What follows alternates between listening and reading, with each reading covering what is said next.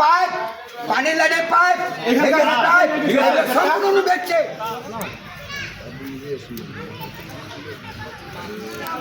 এখন এটা হেফাজতে আসতে হবে যাচ্ছে। আমি নিজে দেখছি ওনার মাল, এই যে পাইপ গুলা কাটে এটা ছোট ছোট টুকরা করে দিয়ে গাড়ির মধ্যে সাজা রাখছে, সাইডে বডি সাইডে ওনাকে বললে কয় আমরা দীর্ঘদিন দেখছি ক্ষমতায় থাকাকালীন ইনি কি করছে ইট রড ভ্যান এগুলো নিয়ে গেছে ক্ষমতায় থাকাতে। কি করছে উনি?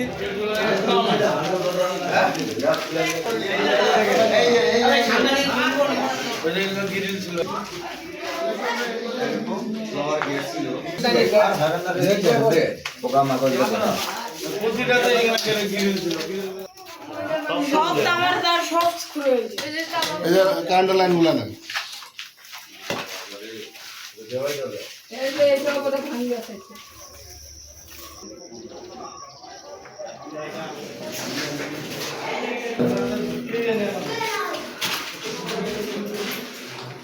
হ্যাঁ, উপজেলা সমাজসেবা অফিস বীরগঞ্জ দিনাজপুর।